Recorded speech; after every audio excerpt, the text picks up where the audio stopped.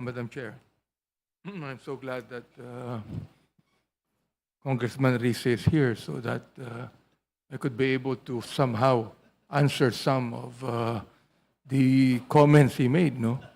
But first of all, I'd like to commend the chairman of the Committee on Justice. Ako, gusto ko nang i-close to eh. Pero the thing is, the chairman of the Committee on Justice would like to, yung himayin po niya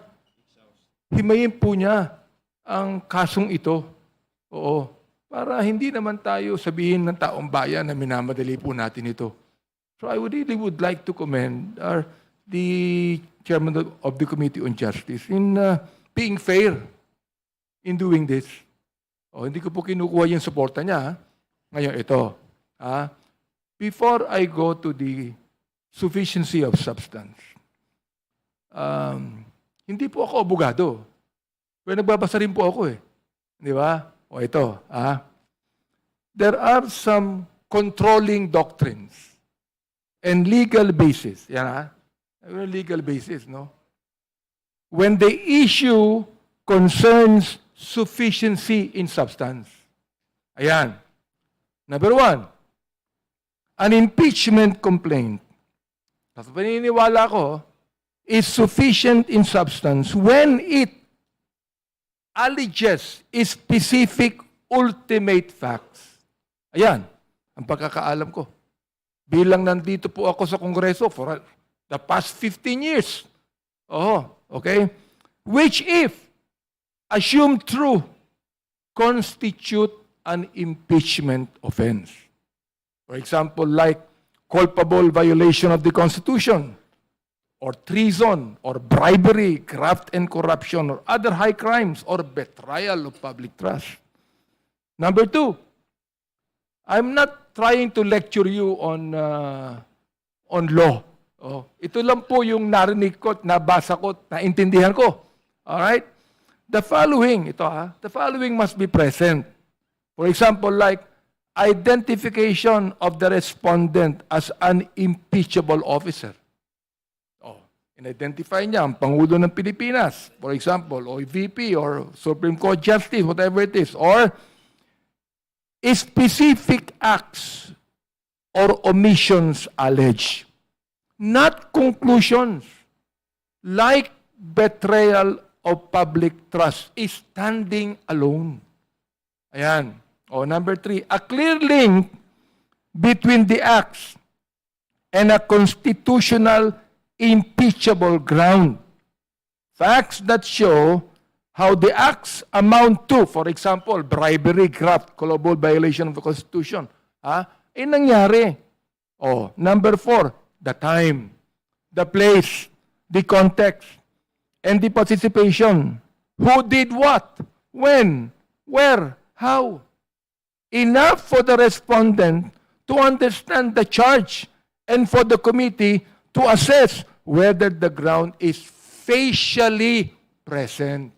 Ayan. Number five, not mere general allegations. Kaya po ako nung isang araw, medyo nag-walk out na kasi puro mere allegations na rinig ko eh. Hindi naman pinapaliwanag sa atin kung ano yung sufficient informed. Alright. Ito ngayon, not mere general allegations. Now, we can accept allegations here.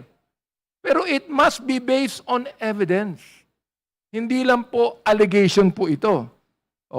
The court has stressed. Nalaman ko lang, naintindihan ko. The court has stressed that, I quote, ang sabi, mere allegation is not evidence. End of quote. Now, the House substance requirement is met only if there is, as I understand, and I quote, a recital of facts constituting the offense charge and determinative of the jurisdiction of the committee. Ayan. Yan po ang sabi sa Gutierrez versus House of Representatives Committee on Justice. At LGR number 193459, February 15, 2011. Parang na akong abogado rito. Nagsasite na ako ng jurisprudence. O, ito. Oh, number 4, when corruption, for example, is invoked as an impeachment ground, it, as I would quote someone else who is a legal luminary, saying, must be supported by more than bare allegations. End of quote. An impeachment, ito must be exercised with, yun po yung sinabi ng kaibigan ko, si Congressman Rizzi, due process. Oh, ito pong ating ginagawa ngayon, in fairness with the chairman of the Committee on Justice, na sa akin po dapat nang tapusin ito. Due process po ang kanyang sinasabi dito. And what? And fairness. Sa akin po, hindi na fair sa amin . Fair na po doon sa mga endorsers ng impeachment process na ito . Fair na po yan sa inyo . O ito, gusto ko na pong banggitin yung issue number 1, no? Issue number 1, yung tinatawag nating BBM parametric formula na binanggit ng dating Secretary Bunoan. Di ba? Yun ang sabi niya . O, sa akin po, hindi sufficient in substance po ito and should be dismissed as the initiatory state for failure to what? To plead facts constituting an impeachable offense as an act or omission of the respondent. Hindi naman po na ipaliwanag yung tinatawag nating BBM parametric formula. Whether it be explained by the former secretary or even explained by the complainants themselves. Oo, na nakalagay po dito. Ito po sabi nila, an indictment of a policy framework. Na gusto ko pong sabihin dito,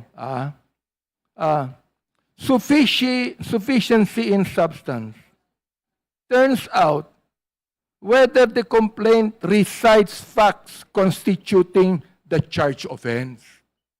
Not rhetoric, not labels, or even policy disagreement. Dapat ito po ay talagang facts. O yun lang po muna. Yun po yung una kong gusto sabihin at meron pang kasunod yan. At gusto ko ipangako sa ating Madam Chair, hindi po ako magwo-walk out this time.